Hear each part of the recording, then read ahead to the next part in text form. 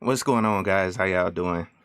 It's Josh from KeepItTechie, and today I got a special guest in the building, uh, and I want to go through and do an interview on him, and we could just talk about tech, after this. So, um, appreciate everybody coming through. Um,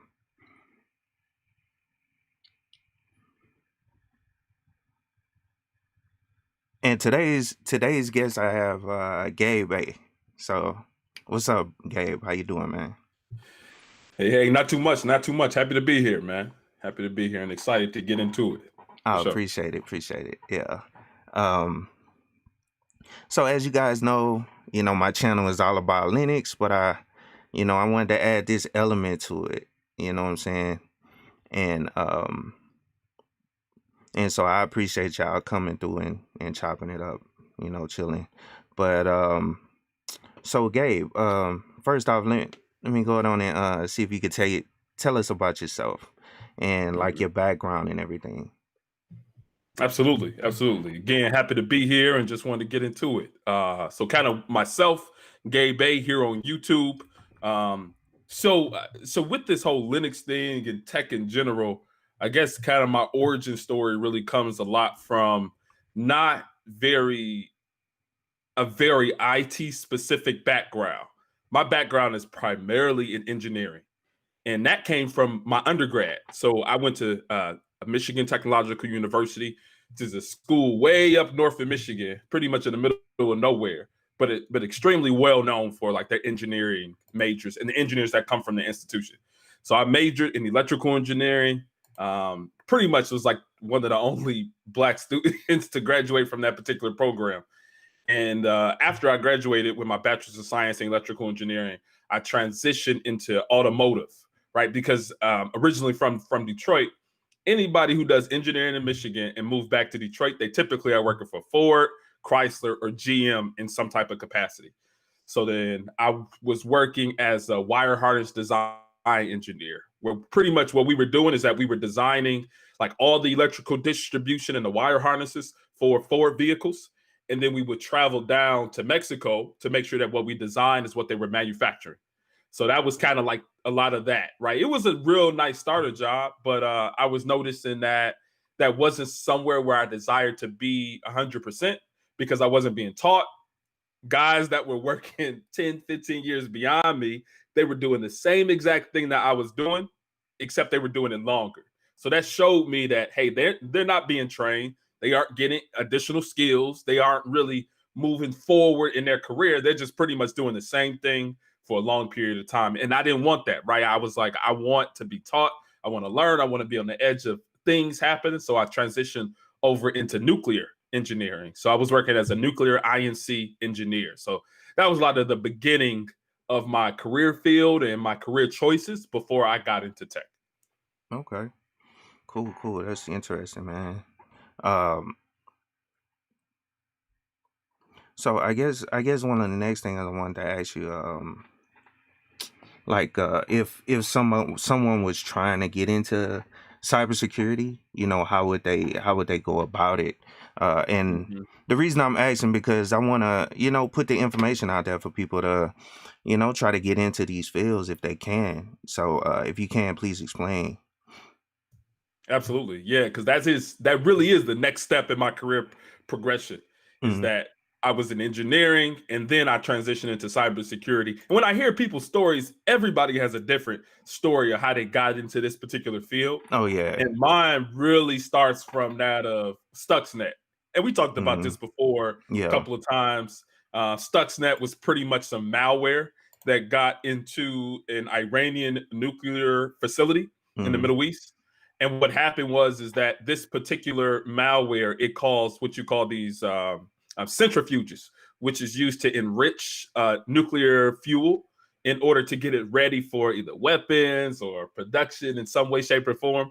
But anyway, this facility got some malicious software inside of the environment, and it caused these centrifuges to spin out of control, causing that whole nuclear enrichment operation to come to a halt because they couldn't figure out what was actually going on. So that spiraled into the commercial nuclear side, which is the side that I was in, At the time, I was working as a nuclear INC engineer, instrumentation and control. So managing devices, managing sensors in a digital environment within the plant. But then when Stuxnet happened, they threw me on all the cybersecurity stuff. So all this cybersecurity stuff started to become my number one priority, right? Because I was like the youngest guy around. A lot of people didn't want to deal with computers or anything. So I guess to answer your question, the way I got into cybersecurity was because another organization got hacked. And I think that would be a good recommendation for a lot of people trying to jump into this field, is that look for opportunities from where you currently are. So look at the organization that you're a part of. Look at, I don't know, if you're in the financial sector, right? There's all these regulations for PCI, payment card industry standards and regulations. You can start learning that and start looking for opportunities in those fields. Or say, for instance, you're in healthcare.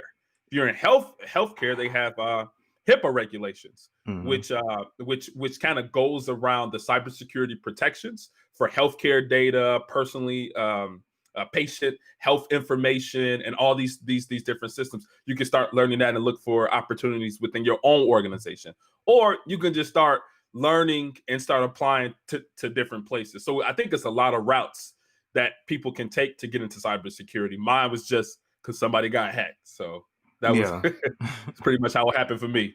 Yep. And I've met people that have worked in cybersecurity that, came from like different areas or different departments, so to speak, because I mean, you got to have, well, you don't have to fully, but you got to have some understanding of how the systems you're trying to protect work. You know what I'm saying? So, yeah, I definitely could see that though. But next thing I want to ask you, like, how do you keep your technology skills current? You know what I'm saying? Yeah, I think that's a really good question, because it's like, so I think it's a couple of different things. Because when I was initially getting into cybersecurity and tech in general, and coming from engineering, so the background in engineering, I really got into engineering because of like math and science. I really, especially math, right? So learning calculus, calc 1, calc 2, calc 3, learning differential equations, learning linear algebra, and applying that to certain engineering fields. That was kind of the background. But a lot of this stuff is theory. A lot of this stuff isn't necessarily something that's very applicable and things that you can literally type out and things change in a real world. It's a lot of theory, a lot of math equations involved in electrical engineering, or even circuits, right? That can, so my primary focus was power systems, like electrical generation and that of like power lines and substations. But getting into IT, it's completely different. So really the place I started was YouTube. YouTube was my professor initially when I was getting into cybersecurity, or just getting my tech skills up. So I literally did, like, because they have these different training classes and forums on YouTube that are like 4 to 5 hours of like especially with Linux, because I'm like, I don't know anything about Linux. Let me jump on YouTube and learn what Linux is. I think I did like a 4 to 5 hour labs. It was like a lab and a learning course for command line Linux, right? So that's how I learned Linux initially. And then when I was given these different projects, I started applying what I was learning on YouTube to those particular environments. So I think that's the first place that I was learning. But then I transitioned more into certifications, and I think you got some questions on that. Yeah. But yeah, so YouTube was my first professor, and then I jumped into that certification area. Yeah, that's one thing I try to, push to different people. Just saying that, I mean, a lot of these resources and all this stuff is out here. It's all online. It's YouTube, Udemy, all those different things. So, but yeah, the next that segues into the other question. Do you recommend people going for a degree? You know what I'm saying, or going straight into certs, or just pushing for both at the same time if they can? Yeah, I kind of hit it with the both type of perspective. I think initially you really want to understand the field. So I think certifications gives way more of an introductory level type of understanding of the field. So for cybersecurity, typically, and what's is pretty much widely recommended is the CompTIA Security Plus certification, right? That's like very much so like introductory, but it also can get into some concepts that are very practical, like learning how to configure a firewall, right? Or learning different networking protocols that apply to security concepts, or learning defense in depth, or the OSI model. That kind of gets into a lot of that type of information, which is really good, especially when you're first starting out. So I think that that's important. But I think to be competitive, right, in the field, because I think that kind of how we've been seeing is that more and more people are interested in this field. So to not only know the information, but to be competitive, I would say having both degrees and certifications will help you kind of stand out in your environment and in your work environment. So Yeah, that's, and I typically agree with that, because when I was first coming into IT as well, I was trying to get a degree, and then I found out later on that in certain areas of IT, that certification is worth more than sometimes more than a degree, at certain points. So I definitely agree, though both, what I'm saying, is best. So next question I wanted to ask you, do you deal with Linux in cybersecurity at all? Or listen, why you trying to put me? So you the Linux man? Ask yeah, me if I deal with Linux. yeah, Listen, I wanna because you I trying want to to corner me tie here? it. You trying? No, I just want to No, you tie it good? to my Yeah, yeah, audience, because of yeah, yeah. I Absolutely, yeah, typically do Linux stuff, so I just wanted to absolutely, kind of yeah. see. Yeah, go ahead. I'm sorry. Yeah, no, like no, absolutely. I think you're absolutely right. I deal with Linux on an everyday basis as it Mm-hmm. concerns cybersecurity. I mean, I think you did a video. Oh, and I would like to say this too, right? If Mm-hmm. amazing learning resources are channels like KeepItTechie's, where he goes over literally these Linux command line tools that you using on a day-to-day basis. His channel, Dewan Lightfoot's channel for networking. I think those are all resources which really helped me get into this field. But yeah, I use Linux all the time. I think you did a video last week or this Mm-hmm. past week on grepping, right? The grep command from the Linux command line.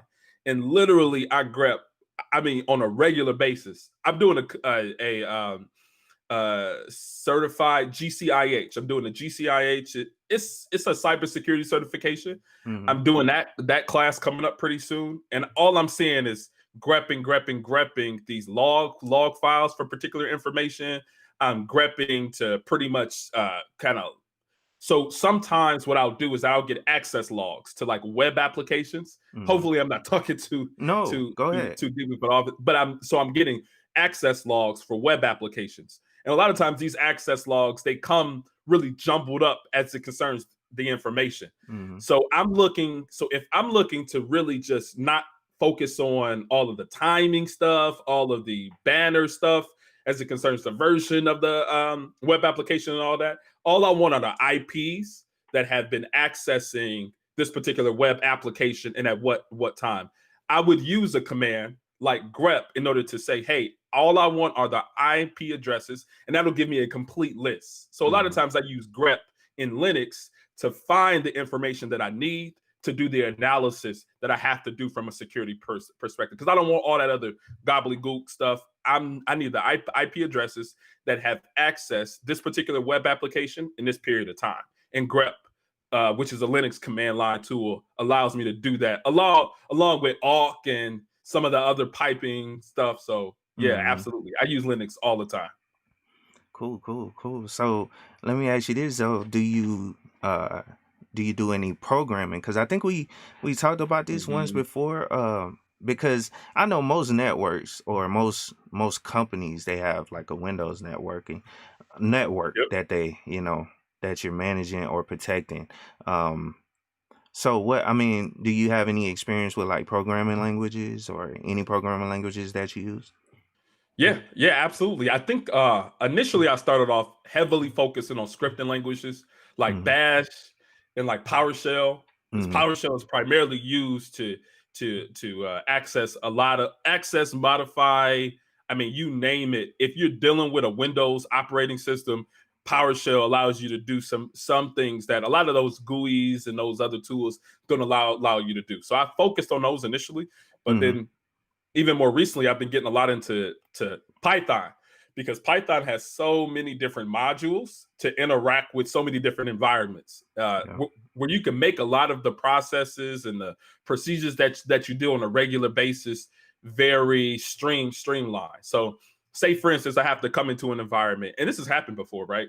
I have to go into an organization has been hacked, right? So organization has been hacked, and I have to come in there as a security consultant to really be able to get the information off of that system, to be able to evaluate, hey, where did this hack come from? So I might use Python or PowerShell in order to grab all my registry hives, like write the system, the security, the SAM file, the NT user that. But I might even be looking at some other different things too. I might need some networking stuff. So I might need like a PowerShell command to run like a netstat or something that's running the IP config, or I'm looking into some interesting files. So Python can allow me to use modules that I'm able to collect the data that I need and get out of there to do my offsite analysis. Okay. So yes, so all the time. And yeah, and by the way, I didn't even say I work as a cybersecurity consultant. So I do red team engagements, whether it's pen testing. I also do incident response engagement. So if a company gets hacked, they call my organization to come up there and really handle it and really help them get back online. And also I work in security program assessments to really help organizations have a better security posture for their system. So just a little backdrop. Yeah. And just to ask, just to ask on that, so do you do anything with physical security as well? Because I know sometimes they sneaking in the building, all preventing people from doing stuff like that, like the physical security. So do you test? Absolutely. Okay. So those are called physical. So those are called physical. So red teaming is a large umbrella for offensive security practices or offensive security services. So red teaming might involve you doing an internal penetration test where that company is like act as an employee inside the network and see how far you can get. But there could also be a black box pen test where they don't give you any information and you coming from the outside, you don't have an inside to the internal network. You have to pretty much, without any information, you have to get in there and do what you have to do in order to evaluate the security of the systems. But there's also physical penetration tests where you might have to find some way to social engineer yourself into a data center to try to see if you can get a key card, copy it, or you can try to plug in all types of malicious USBs into some type of workstations, right? It's so many different things that I've been involved in a couple. But even in that red team, and there's like a wireless assessment that my organization does. We'll literally like go and walk around the organization and see what Wi-Fi we can pick up. Are they using WEP? Are they using WPA? Are they using WPA2? Is it something that we can get in? Can we go from the guest corporate wireless network to the internal wireless network? Like all these different things we're doing to evaluate to see if this company can be vulnerable to cyber criminals and hackers. So a lot of fun stuff, man. That's cool, man. You get paid to war drive because that's what they call it, on the other war driving. Yes. Yep. Absolutely. That's super cool. And thank you, Super Slide, for the super chat, man. I definitely appreciate it. Thank you, man. But so I guess one of the last questions I wanted to ask you, well, not really last, but how do you think further technology advances will impact your job, if you ever thought about that? And I know I'm throwing you a curveball. And because this kind of ties into the Ansible thing I was explaining to you a while back, or talking about. So how do you think like automation and all that type of stuff will affect your job in the future? Right. I Mm-hmm. think it's very interesting because I think in a lot of different places, a lot of organizations and articles kind of speak to saying that automation will pretty much, I guess, take everybody's jobs, including those engineers and Mm-hmm. other tech professionals. I think cybersecurity is in an interesting position because the thing about it is that, yeah, AI and machine learning and automation can automate some of the processes that we do on a regular basis. But I think there's so much that's involved in defending against like the attackers Mm-hmm. that it makes it very, very difficult. Because even within cybersecurity, there is cybersecurity intelligence, Mm-hmm. and this intelligence is focused on really evaluating the motivations, the techniques, the tactics, and the procedures that that other people, cyber hackers, use in order to infiltrate systems. What are their motivations? Who have they went through previously? Yeah, you can take all that information, make it into a data set, and really try to do some predictive analysis, but it really comes down to people defending people. Mm-hmm. Organizations are just a group of people that are that are that are grouped together, and that you really have to defend people against people. So there is a bit of mental, there is a bit of human that is necessary to defending a human against other humans or human organizations. So although, yeah, I think some of the things that we do can be automated, I Mm-hmm. don't think that it will completely automate us out of a job. Because even now, like my organization, and I don't mind mentioning, I work for a cybersecurity consulting firm called Mandy and FireEye. And what we do actually is that we actually have acquired organizations to be able to streamline a lot of our pen testing activities. So it's an organization called Veriden. I don't know if you ever heard of them before, but Mm-hmm. we use them specifically to automate penetration tests. We're able to use like virtual Veriden agents in Mm-hmm. order to test, hey, is there access through this firewall from one side of the corporate network to this other side of the corporate network? Is there visibility between the two? So, that's just an example of some of the things that we're using. So I think automation is a tool rather than something that replaces a person at this moment. So Okay. yeah. Yeah, because I mean, we've been. I guess they start bringing in like the scaled agile framework Okay. and all that Yeah. stuff at my job, and they're constantly tracking how processes are or Mhm. like the process of something that we do on a daily basis, and how can we automate that. You know what I'm saying? They're Ah, using that to try to come up with a way to automate different tasks and different repetitive tasks. So yeah. I know it is coming, you know what I'm saying, slowly, you know what I'm saying. But yeah, I definitely agree with you that there is some human interaction that's needed, to prevent, you know, other humans from doing the bad stuff they trying to do or whatever. Let's see. Yeah. What you was So you gonna say? study at Ansible, or like tell me more about that because that's new to me. Oh, Ansible. Okay, yeah. So Mhm. Ansible is basically an automation tool, and I'm actually gonna do a video on it, pretty soon, Oh just yeah. how to set up one. But you basically set Mhm. up a control box, and within the Ansible, within the control box, you can configure all the nodes that the control box actually can access, and you basically give it Mm. SSH keys and all that stuff. To connect to those IP, and it's basically just the IP addresses that it's connecting to, and it SSH Okay. into those systems, and it's clientless.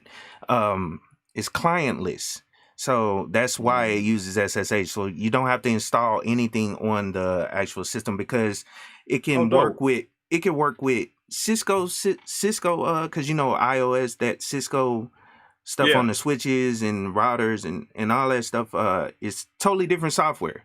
You know what I'm saying? Mhm. So they don't have to, create a client that will go for all those different types of operating systems. Then they Yeah. could just leverage SSH and run commands on those systems. So that's That's really dope. what Ansible is. You can um, like create what they call a playbook, Yeah. and and put together what you want to happen in that playbook to whatever systems, and you can group the systems. It's very interesting, very detailed. And I'm Yeah. sorry I'm going on a tangent, No, but that's cool. it pushes out that information to all the nodes, or the commands to all the nodes, so you can manage multiple nodes from one control box.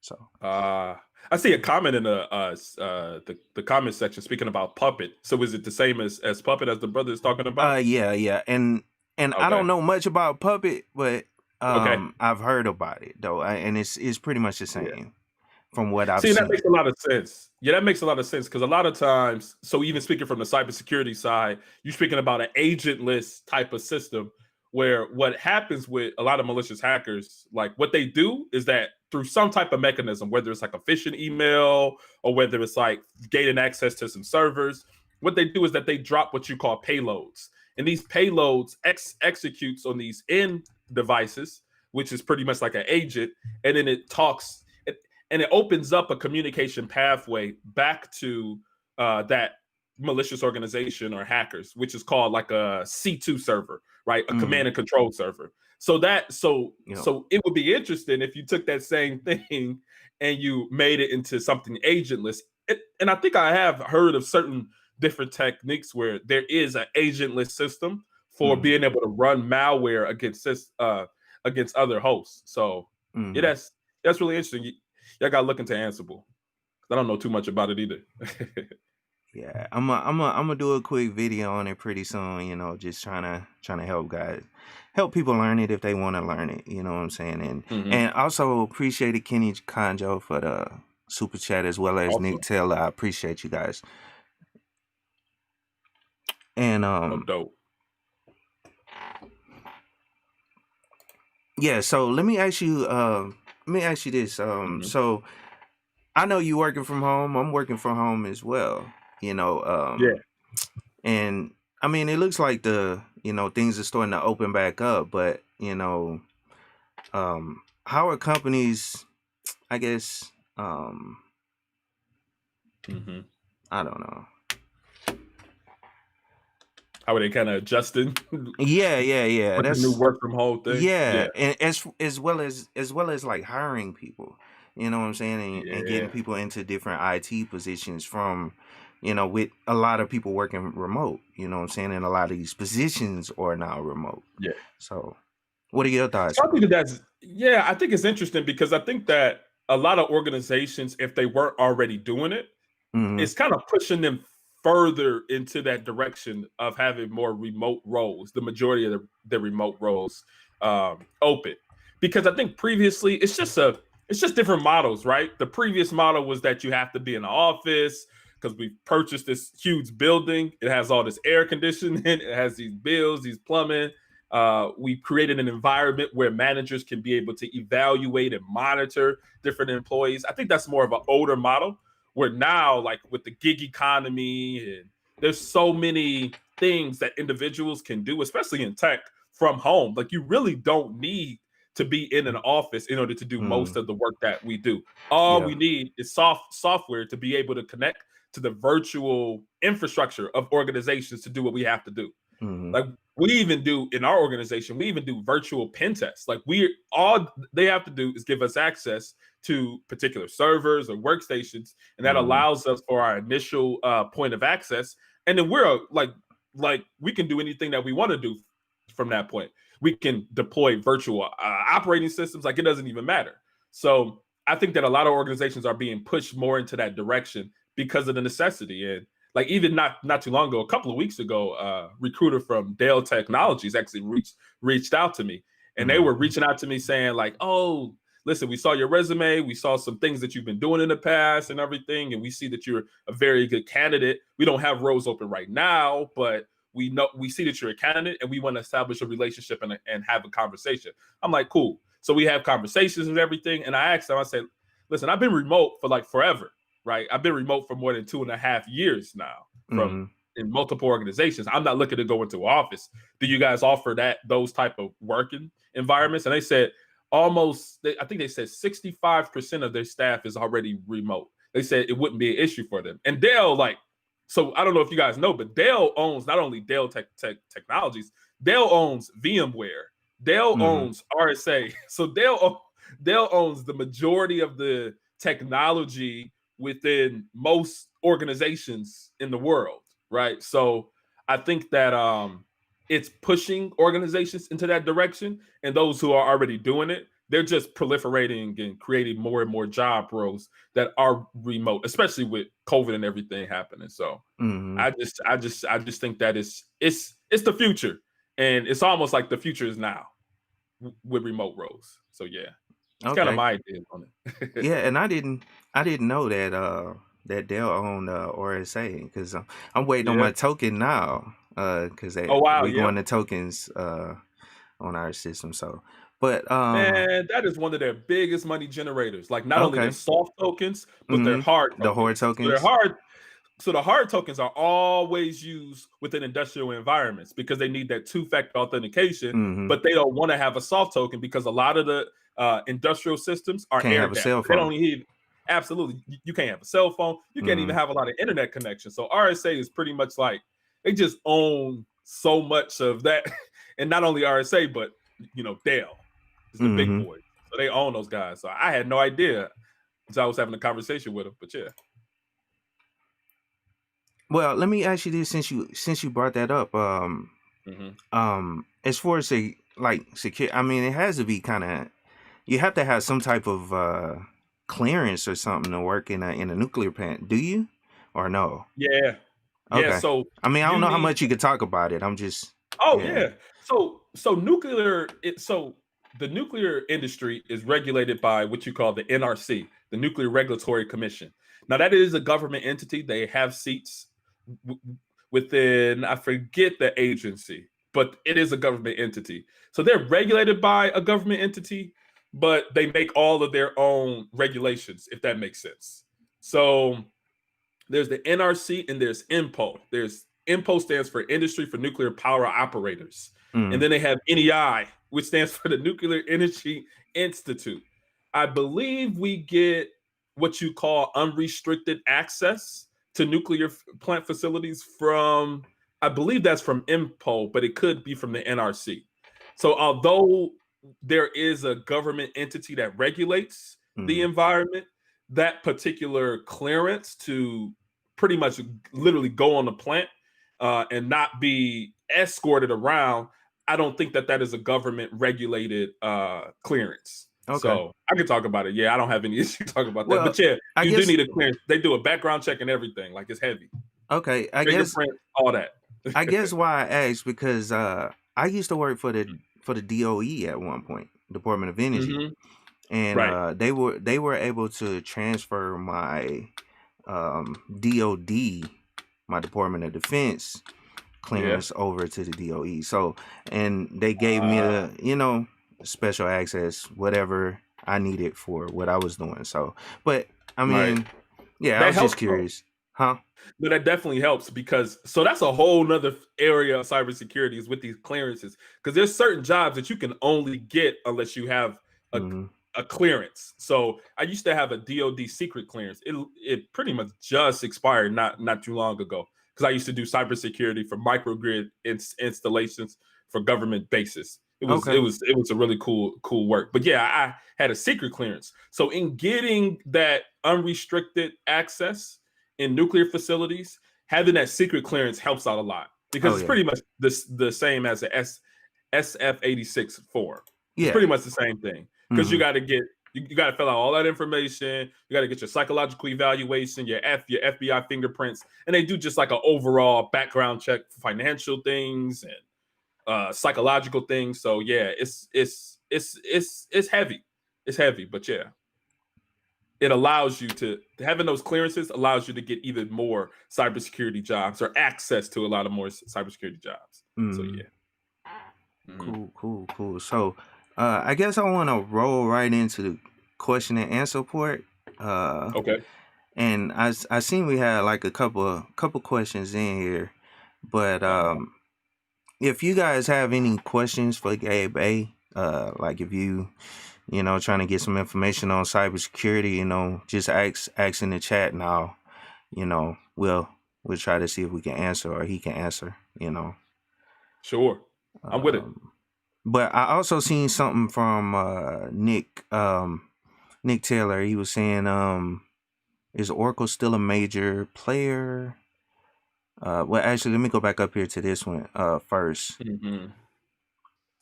He says, Gabe A, does working from home give the bad guys more opportunity to hack a system, more targets available to them? Well, that's a good question, because I think a lot of organizations have already tried to roll out this whole secure home work environment structure. And what pretty much happens there, because when you are signing into like your company's website from home or your company's infrastructure from home, what happens is that, I mean, you're just logging into your own home wireless, right? And it's just and then you pretty much go from your home wireless to whatever that organization is. So what happens if you don't have any heavy security for your home wireless? I mean, you can be subject to some type of what you call like a man in the middle type of attack. Mm-hmm. But typically what happens is that organizations are rolling out VPNs, right? Yep. Virtual private networks, in order for you to be able to log in securely. So it uses tech like encryption technology like TLS in order for you to be able to log in, but all of your traffic is encrypted in the event that somebody is literally watching your connections over the wire. So it does give additional, what you call in cybersecurity, an attack vector. It gives you an additional wireless attack vector, the adversaries. But organizations are pretty heavy in rolling out virtual private networks. And not only that, multi-factor,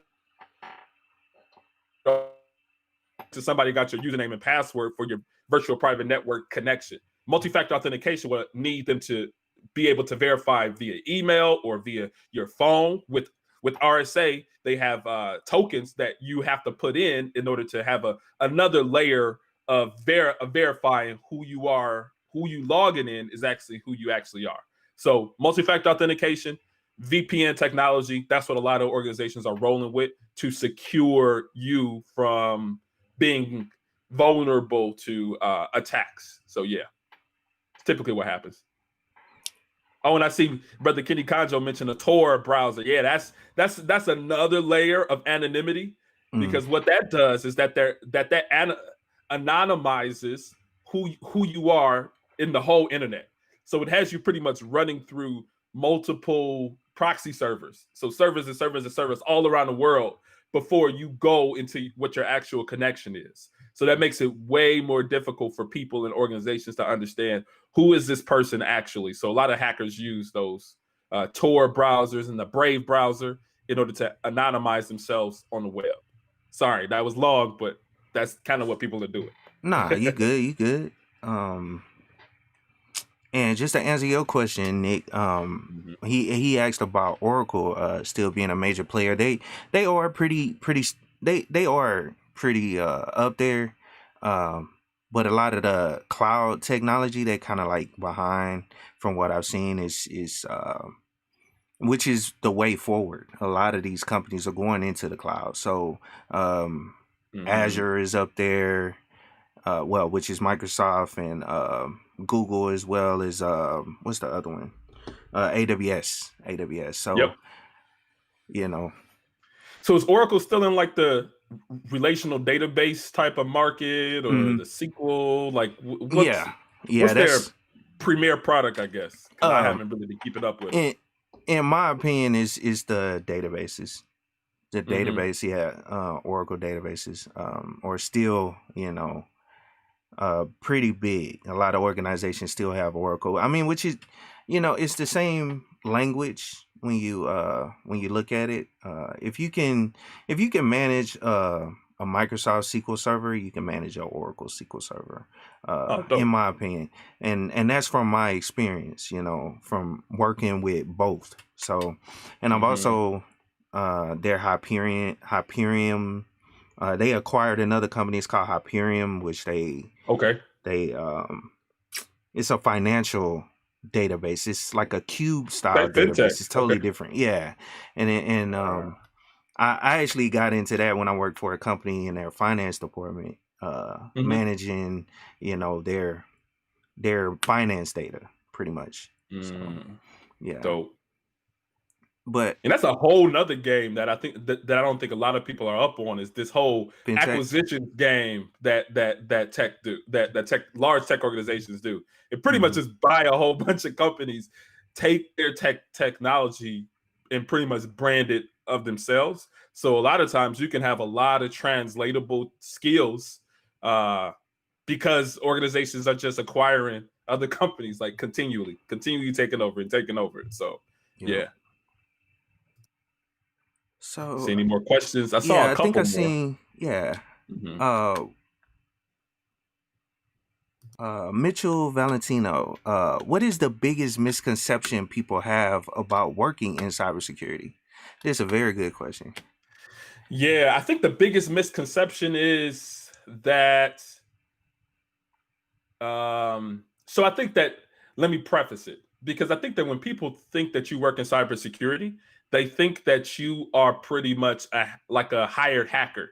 Everybody, when they look at cybersecurity, they pretty much think of offensive security, saying that, okay, I'm gonna work for this company to hack the NSA and do all these different things, and maybe I can go rogue and do my own thing, become a black hat hacker. I think that's only one part of cybersecurity, because when you really think about it, probably the most prevalent, and actually there's more jobs in defensive cybersecurity than there are in offensive cybersecurity. And let me kind of break that down just a little bit. Offensive cybersecurity is typically in that of red teaming or being a white hat hacker, where you're pretty much hacking, like organizations hire you to come in to hack their organizations to try to find vulnerabilities in their systems so that they can patch those up. So it pretty much is like a test run. But on the other side, where there's way more jobs and way more opportunities, is on the defensive side, where you're actually working in a SOC or a security operations center, where you're monitoring like the different traffic, monitoring who is trying to get into the organization that you're trying to defend. You're setting up different, what you call defense in depth mechanisms, like setting up firewalls or configuring Active Directory security settings, or working in AWS or Google Cloud, really hardening those particular systems for organizations. That's very much so on the defensive side. So I think the biggest misconception in cybersecurity is that you're going to be hacking something, where I don't think that that's always the case. Actually, more jobs are in the defensive side than actually on the offensive side. Oh, I got one more too. Can I Okay. hit the second one? Yeah, go ahead. Go ahead. I think the second biggest misconception, is that people think that if you get into cybersecurity, it's all technical, right? There are so many roles within cybersecurity where people aren't even touching a keyboard. What they're doing is that they're setting up policies, Hmm. procedures, and standards for implementing security within environments. There are people leading teams of cybersecurity professionals, right? Program and product managers. There are people who do application security that are pretty much like software developers, but they're helping to develop security mechanisms within software products. Yeah. There are people who are CISOs, right? A CISO stands for Chief Information Security Officer. That's the C level equivalent of a cybersecurity professional on the C level, right? So Hmm. those people are responsible for the security within that organization. There are even people who do what you call they are incident response commanders, Hmm. where if an organization gets hacked, this is the person that they go to be able to put out those communications to the public, to the organization, to internal staff, to say this is what we're doing, this is what we won't put out there to the world, and this is what we will. So you don't have to be 100% technical to get into cybersecurity. I think that's the second misconception. And I'm Okay. done. Nah, I'm you done with good. that question because But I can go on and on. I Yeah. nah, you good. So let me ask you this. They had a question in the chat from Daniel. He said, do you use any Linux security based OSs or stick with the standard ones like CentOS and Red Hat? I use Kali. So I do a bit of offensive security. So I use Kali Linux on the regular. I Okay. use Kali Linux for so many different things. But even my organization, Mandy and FireEye, we actually created an operating system, which is pretty much the Kali Linux equivalent on a Windows system. It's called Commando. If you just Okay. look up Commando virtual machine, that Okay. is literally like a Windows 10 operating system, but it has all the same hacking and penetration testing tools that Kali Linux has. Wow. But even on it's really cool, man. But even on the other side, and there's a whole nother area within cybersecurity called DFIR, digital forensics and incident response. So there's an operating system there called SIFT, SIFT. I think it stands for SANS, Incident and Networking Forensics Toolkit. So that's what I use in order to evaluate different systems. So I might pull like a registry hive, like a SAM registry hive from a Windows system, but I'm doing all my analysis within SIFT. If I'm using like volatility, if I'm using something like reg, what's this called? It's like a reg ripper. So I'm able to rip like pretty much rip apart the registry and be able to evaluate different flags for that system, for that system's artifacts. So I'm using SIFT for a lot of DFIR, digital forensics and incident response, Commando for Windows for offensive security. But for my defensive stuff, I'm using Security Onion. So you can Google Security Onion. That's also another Linux-based system. And that pretty much has like Snort, like all types of intrusion detection, intrusion prevention systems, and even things for security monitoring. So Security Onion for the blue team side, SIFT for my digital forensics and incident response, and either Kali Linux or Commando for my offensive security stuff. Yep. Okay. Yeah. I'm gonna definitely look up some of this software, man, so I can play around with it. Absolutely. Absolutely, man. But let me see if anybody else asked any other questions. Yeah, and appreciate the questions. I'm seeing positive feedback from everybody. Oh yeah.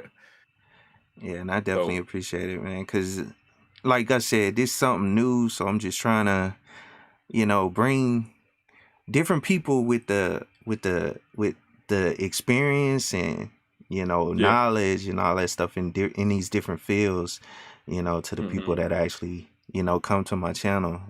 Oh, and that brings up another question I was gonna ask you. Do you use Linux in your personal life? Like as far as on your personal systems, or nah, you just leave it for work? So like, okay, so it is a little bit on my own little personal projects, but all right, don't judge me. Nah, I'm using fine. Mac, man. On my personal time, okay. You're gonna say I'm fine, and then you judge me. I use Mac just for the ease. Also, because my wife, she wanted a MacBook Pro a couple of years ago. So I'm like, let me go ahead and get one of these Macs so I'd be able to, when she messed something up, I'll be able to help her out. So that was my primary motivation for jumping into Mac, because of the ease. Okay. And really, if you look at Mac, it's a Unix system. Yeah. So you pull up the terminal, like that really is all I was in when I first got this machine. I was pretty much in the Linux terminal on Mac, and really just like going through different files, trying to understand how everything is working together. So, I use Mac on personal, but I do on some little side projects. As I mentioned, kind of offline, I just copped the Raspberry Pi 4 with the 8 gigs, and that runs, I think, a Linux based system, right? So there was Raspbian, Raspbian. But now they have a Raspberry Pi OS, and I think that's also Linux. Yeah, I heard that's supposed to be the latest one that they came out with. Listen, I just unpacked it, so I haven't even booted it up or anything. So I'll definitely tell you about it once I get it up. But yeah, on personal time, Mac OS, but on little personal projects, I mess with Unix. I got you. Yep. Yeah, and the reason I asked, because I try to.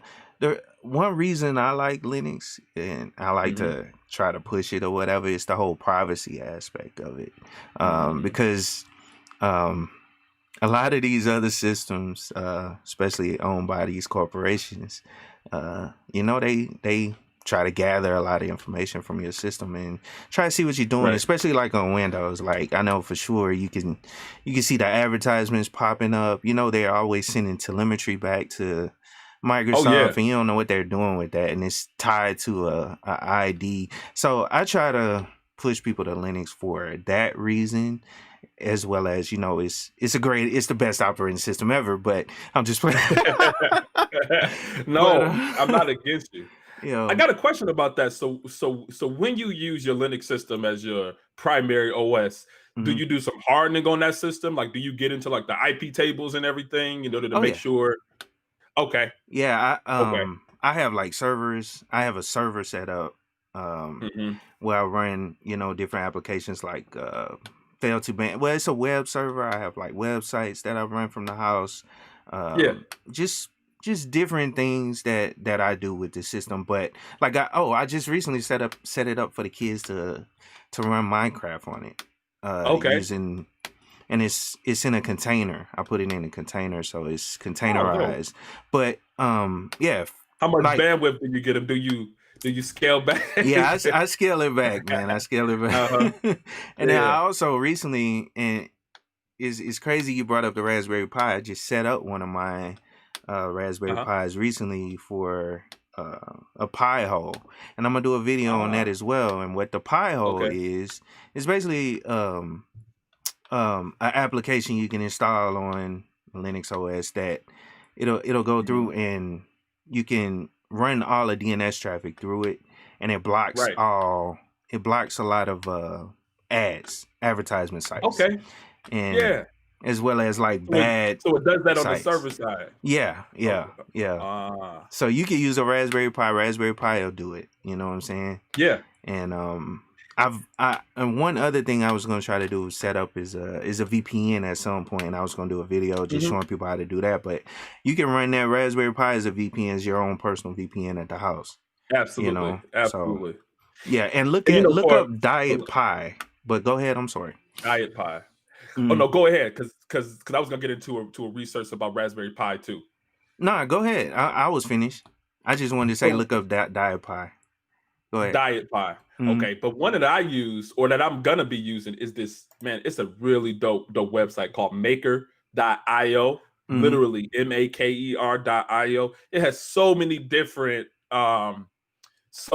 projects that people have already done where they Mm. literally go step by step of what they've used and what they've done in these Raspberry Pi Oh projects. So yeah. whether they're setting up a VPN, whether they're setting up a server, where they're using it for some type of simulated environment, like it's really cool. So maker.io is a really cool website because, you know, I've even gotten into some of the embedded systems. So not only a Raspberry Pi, but I don't know if you ever heard of a BeagleBone Black. BeagleBone Black is like it's in a whole lot of IoT devices. Mm. Um, so like BeagleBone Black, because you can pretty much just run on a kind of lower level of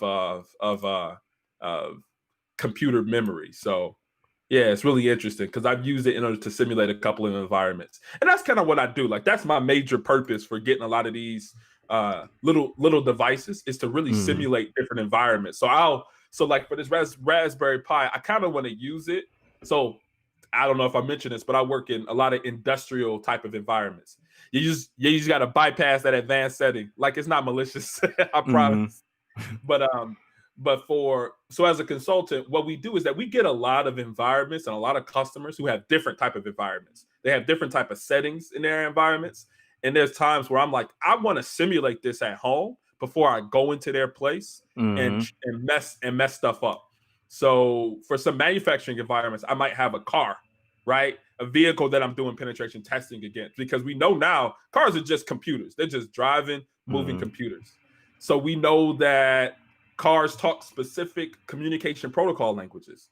They talk CAN bus. They might talk some Bluetooth. They talk Wi-Fi. So I'm gonna set up like a Raspberry Pi to pretty much be able to talk exactly like a car talks and be able to. So there's like all these different simulators that you can find anywhere online for free. So I think that that's one of the uses that we can do is really simulating a lot of environments, especially for people who are just trying to get into fields. And those are like resume builders. It's like, hey, I don't know. I've never done this in the work environment, but I've been able to simulate this at home, right? And Mm-hmm. I have experience working with these protocols and these different tools. So that's, I think, what like Raspberry Pi, Arduino, BeagleBone Black, all these things can be used in order to simulate a lot of network environments. So Okay. just want to throw that in there. Yep. Yeah, and do you use any